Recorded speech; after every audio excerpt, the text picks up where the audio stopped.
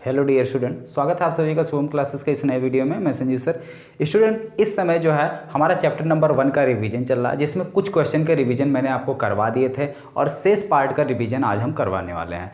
तो यहाँ पर अगर देखिए ध्यान से, तो वैद्युत आवेश में यहाँ तक हमने जो है कूलाम का नियम और वैद्युत द्विध्रुव से संबंधित यहाँ पे हमने आपको 4 चीज़ें बताई थी, जिसमें से 2 चीज़ें हमने जो है एक्सप्लेन कर दिया था। बाकी के बचे हुए 2 चीज़ आज एक्सप्लेन किए जाएंगे और ये जो बाकी का जो बचा हुआ 2 चीज़ है काफ़ी ज़्यादा इंपॉर्टेंट है और इस समय सबसे ज़्यादा इंपॉर्टेंट यही सब हैं जो आपके बोर्ड एग्जाम में पूछे जाते हैं। ठीक है, तो बोर्ड एग्जाम में जो आपका 5 नंबर का इंपॉर्टेंट क्वेश्चन बनता है, पहले चैप्टर से ज़्यादातर क्वेश्चन इन्हीं चारों टॉपिक से आपके पूछे जाते हैं और ये 4 टॉपिक आपके बेहद इंपॉर्टेंट टॉपिक है, तो इसको आप बहुत ही ध्यान से देखिएगा। तो यहाँ पर सबसे पहले हमने आपको बताया था कि वैद्युत द्विध्रुव, और उसके बाद बताया था कि वैद्युत द्विध्रुव के कारण कोई वैद्युत द्विध्रुव है, अगर वो एक समान चुंबकीय क्षेत्र में रखा गया है तो उस पर कितना बल युग्म आघूर्ण कार्य करेगा, यानी कि टाउ। और द्विध्रुव को एक समान एक समान वैद्युत क्षेत्र में घुमाने के लिए किया गया कार्य, ये चीज़ें हमने कैलकुलेट किया था। आज हम कैलकुलेट करेंगे वैद्युत द्विध्रुव के कारण अक्षीय व निरक्षीय स्थिति में वैद्युत क्षेत्र की तीव्रता।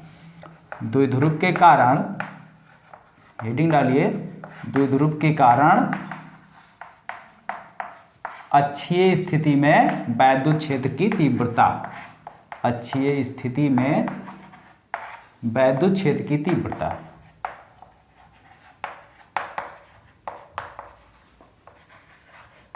ओके, अब इसको ध्यान से समझिएगा। जैसे मान लीजिए ये हमारा कोई वैद्युत द्विध्रुव है, ठीक है, यहां पर हमारा एक चार्ज रखा हुआ है -q, यहां पे एक चार्ज रखा हुआ है +q। इन दोनों के बीच की अगर हम दूरी की बात करें तो दोनों के बीच की अगर दूरी हम मान लेते हैं कितनी है, 2l। तो इसका सेंटर पॉइंट यहां कहीं है, तो यहां से ये इतना l हो जाएगा, होगा कि नहीं होगा, और इधर ये इतना l हो जाएगा। ठीक, इसके सेंटर से यानी कि बिंदु O, ये हमारा सेंटर पॉइंट O है, बिंदु O से यहां से r दूरी पर स्थित कोई पॉइंट P है, यहां से यहां तक की डिस्टेंस कितनी है, r। ओके, यहां पर स्थित कोई बिंदु P है जहां पे हमें वैद्युत क्षेत्र की तीव्रता निकालनी है। ठीक है, तो वैद्युत द्विध्रुव को कोई नाम दे देते हैं A B, ये हमारा वैद्युत द्विध्रुव AB है। हमें किसी भी बिंदु पर वैद्युत क्षेत्र की तीव्रता निकालने के लिए हमें यह देखना होता है कि जिस आवेश के कारण हम वैद्युत क्षेत्र की तीव्रता निकाल रहे हैं, दूरी हमें उस आवेश से पता होनी चाहिए। तो यहां पर हमारे केवल 2 ही आवेश हैं, एक आवेश हमारा B पर है और एक आवेश क्या है, A पर है। तो बिंदु P की दूरी हमें सेंटर से नहीं चाहिए, कहां से चाहिए, जहां पर आवेश है, यानी B और A से। तो B से अगर हम बिंदु P की दूरी की बात करें तो BP आपका कितना हो जाएगा भाई, यहां से लेके यहां तक की पूरी दूरी R है और ये इतना L है, तो हमको चाहिए सिर्फ यही इतना। तो टोटल में से ये इतना अगर हम माइनस कर दें तो हमें BP वाली दूरी मिल जाएगी। कितना मिलेगा, R - L। ठीक, AP की बात करें कितना हो जाएगा, यहां तक R है, L और, तो R + L हो जाएगा। क्लियर है तक? अब सिंपली क्या करना, हमें वैद्युत क्षेत्र की तीव्रता का फार्मूला अप्लाई कर देना। तो वैद्युत क्षेत्र की तीव्रता का फार्मूला है क्या, +q आवेश के कारण या बिंदु B पर स्थित आवेश के कारण बिंदु P पर वैद्युत क्षेत्र की तीव्रता, बिंदु B पर स्थित आवेश के कारण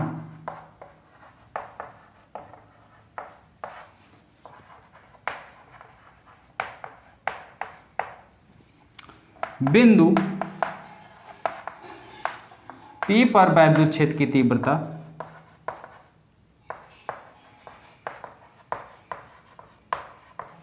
मान लेते हैं कितना है, EB है।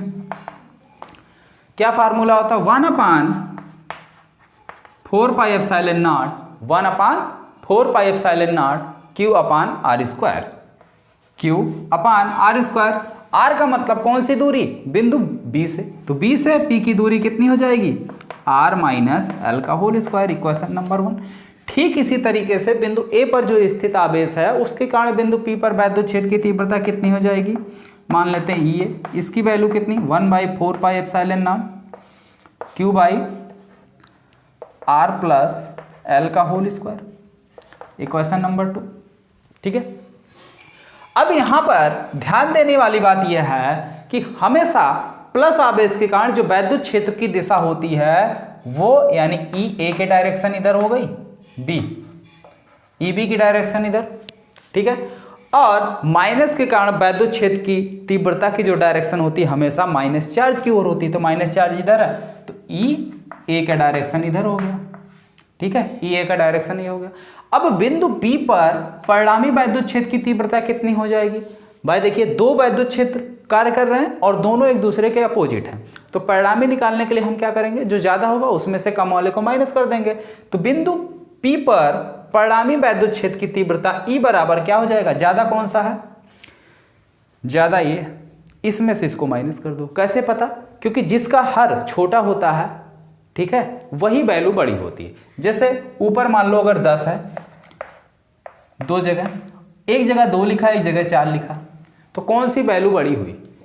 2 से 10 में भाग करोगे 5 आएगा, इससे भाग करोगे 2.5 आएगा, यानी 2.5, तो वैल्यू ज्यादा किसकी हुई, इसकी। और हर यहाँ पे कौन दिख रहा है, छोटा, यही है, छोटा यही दिख रहा है।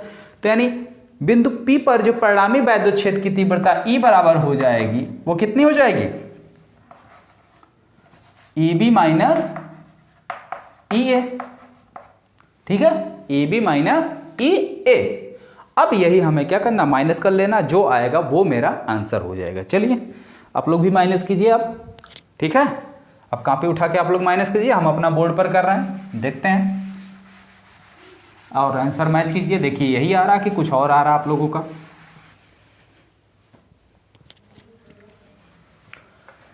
Equal 1/4 pi epsilon not Q सब में कॉमन है, इतना मैंने ले लिया कॉमन। ठीक है, इतना हमने ले लिया कॉमन। यहां बचा 1/r माइनस एल का whole square minus 1/r plus L का होल स्क्वायर। अब क्रॉस मल्टीप्लाई करो, Q/4 पाई एप्सिलॉन नॉट, इसको यहां भेज दो, तो r प्लस एल इधर आ गया, इसका होल स्क्वायर कर दो, हो गया r square plus L square plus 2rl। ठीक है, इसको इधर minus r square plus L square minus 2rl। ठीक, नीचे इतना इंटू इतना, r माइनस एल का whole square into r plus L का होल स्क्वायर। ठीक है, अब यहाँ माइनस साइन है, ब्रैकेट ओपन कर दो, ब्रैकेट ओपन करोगे ये माइनस हो जाएगा, ये प्लस ये है तो यहाँ माइनस हो जाएगा, यहाँ माइनस है तो यहाँ प्लस हो जाएगा, इससे ये कैंसिल। ठीक है, plus R square minus R square और L square minus L square, दोनों लड़ भिड़ के आपस में खत्म हो गए। अब बचा हमारे पास क्या, 2rl 2rl। ठीक है, दोनों में भाईचारे की भावना देखिए बरकरार है, ये भी पॉजिटिव में ये भी पॉजिटिव में, तो दोनों आपस में मिल जाएंगे। ठीक है, और मिल के गठबंधन की सरकार बनाएंगे। 2rl यहाँ 2rl यहाँ, दोनों जुड़ के कितने हो गए, 4rl। ठीक है, तो आया कितना, नेक्स्ट लाइन में देखते हैं।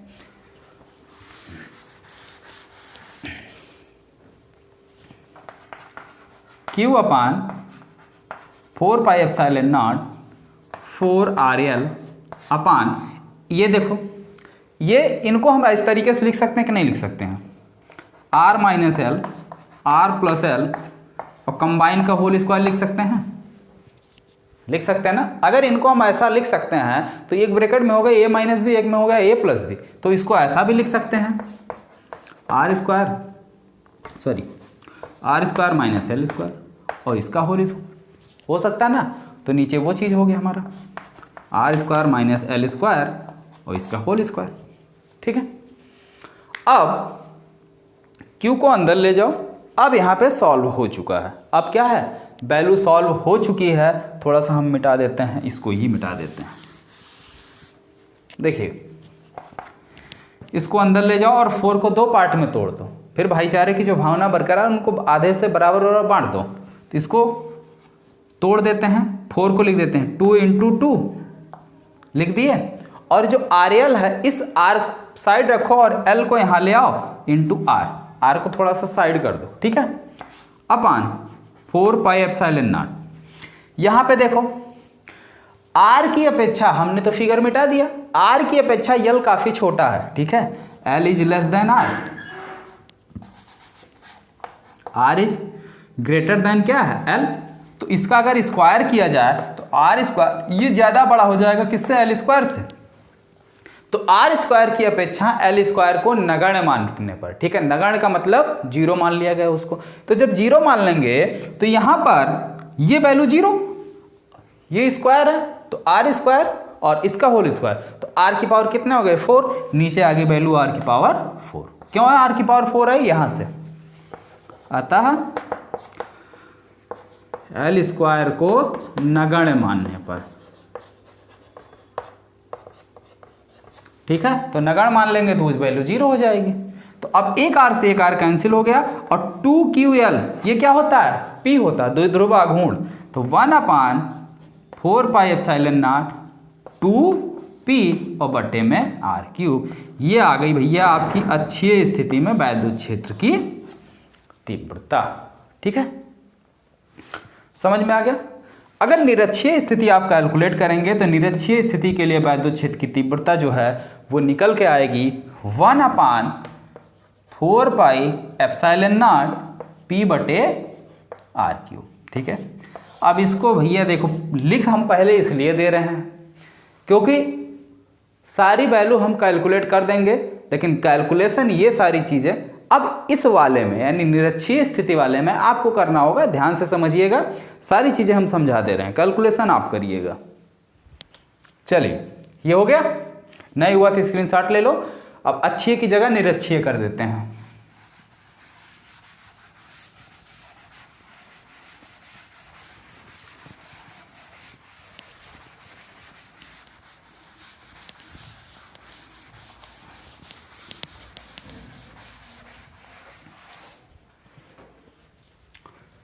के कारण निरक्षीय स्थिति में, ठीक है, निरक्षीय स्थिति में वैद्युत क्षेत्र की तीव्रता। तो जैसे ये हमारा कोई वैद्युत द्विध्रुव है AB, जिसके बीच की टोटल दूरी कितनी है L है, इसका सेंटर पॉइंट O है। अब इसके सेंटर पॉइंट से इसके निरक्ष का मतलब इस पर बिल्कुल लंबवत, निरक्ष का मतलब बिल्कुल लंबवत, यहां पर स्थित कोई बिंदु P है और ये मान लेते हैं सेंटर पॉइंट वो है, O से इसकी दूरी R है, ठीक है। यहां पे हमें अब वैद्युत क्षेत्र की तीव्रता निकालनी है। तो अब यहां से अगर ये सेंटर पॉइंट है तो ये दो पार्ट में टूट गया कि नहीं टूट गया, L इधर और L इधर।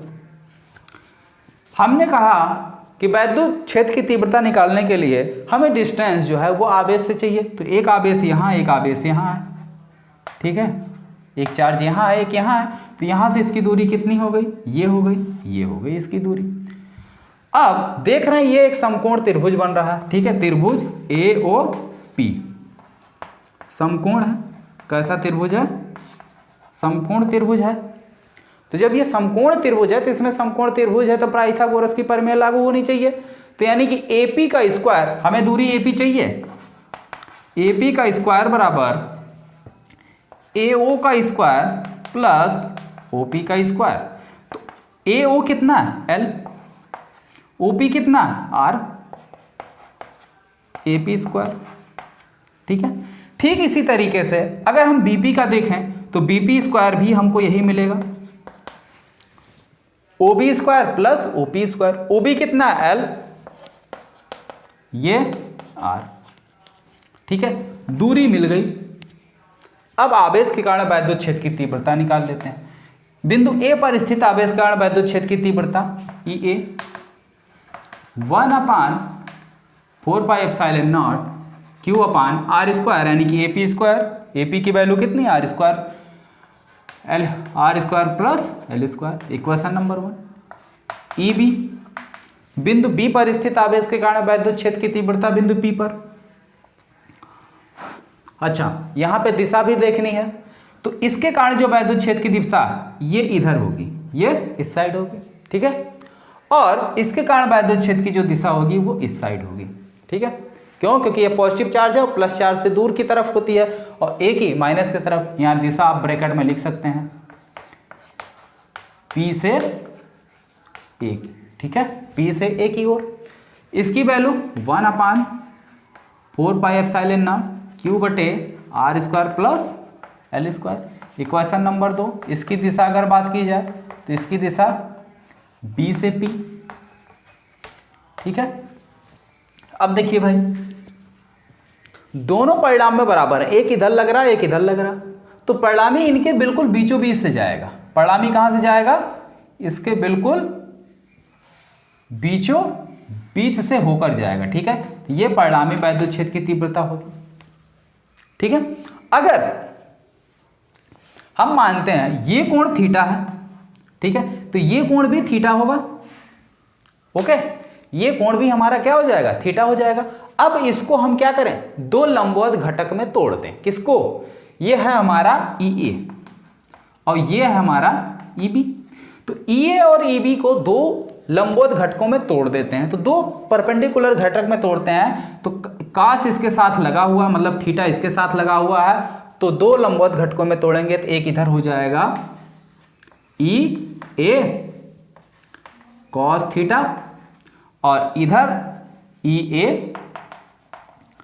sin theta. ठीक है, दूसरी बात, अब इसको तोड़ दो, ये भी कोण हमारा थीटा बनेगा, ये भी कोण थीटा बनेगा ना, क्योंकि भाई दोनों फोर्स आपस में बराबर है।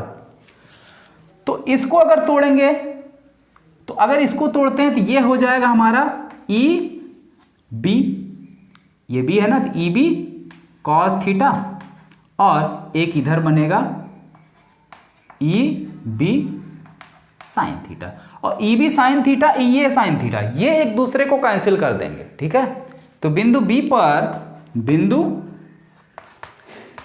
P पर परिणामी तीव्रता E बराबर कितना मिला? EA cos थीटा और प्लस EB cos थीटा, और EA EB दोनों बराबर है, EA और EB दोनों बराबर है। cos थीटा अगर कॉमन लें, वैल्यू रखें तो कितना आ जाएगा? 1/4πε0 Q upon R square plus L square cos theta. ये हमारी परिणामी तीव्रता निकल कर आ गई। ठीक है, अरे भाई कॉस थीटा कॉमन ले लो। ठीक है, एक मिनट, एक ये एक दो जुड़ जाएगा, 2Q हो जाएगा। ठीक है, कॉस थीटा जब आप कॉमन लेंगे तो कॉस थीटा कॉमन ले लीजिए, EA EB, EA की वैल्यू ये, EB की वैल्यू ये, दोनों बराबर है तो आपस में जुड़ जाएंगे, तो जुड़ के 2 हो गए। ठीक है, अब हमें यहाँ पे कॉस थीटा की वैल्यू रखनी है। कॉस थीटा की वैल्यू क्या होगी? अगर ये कोण हमारा थीटा है तो कॉस थीटा बराबर होता है आधार बटे लंब, सॉरी आधार बटे कर्ण। ठीक है, तो आधार हमारा कितना? L, तो L बटे कर्ण कितना है? ये रहा। ठीक है, AP, यहाँ AP का स्क्वायर है तो AP बराबर क्या हो जाएगा? √L square plus R square. तो कॉस थीटा इजकल टू, यहां से लिख दे रहा हूं मैं, cos theta equal to L upon √L square plus R square. अब वैल्यू उठा के रख दो, 1/4πε0 2Q L upon R square plus L square, और नीचे फिर √ में R square plus L square. ठीक है, यहाँ तक बात अच्छे समझ में आई? हम तो करते करते पूरा कर दिए, चलिए कर ही देते हैं, पूरा ही कर देते हैं। ठीक है, अब इधर हम थोड़ा सा मिटा रहे हैं।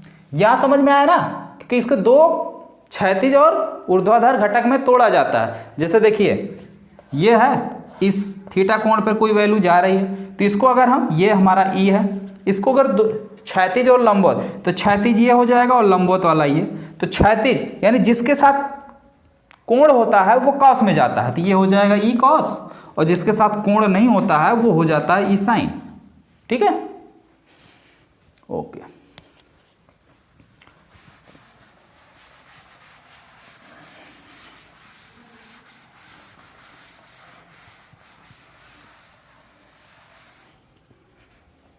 चलिए देखिए ये क्या हो गया? P हो गया, 2QL बराबर P हो गया। तो E बराबर कितना आया? 1/4πε0 P अपान इसकी पावर 1, इसकी पावर हाफ, तो 1.5 कितना हो जाएगा? 3/2 यानी कि 1.5। तो ये हो जाएगा R square plus L square की पावर 3/2। फिर वही concept, R is greater than L, तो आर स्क्वायर इज इम्प्लाइज है ये ज़्यादा बड़ा हो जाएगा एल स्क्वायर से, अतः एल स्क्वायर को नगण्य मानने पर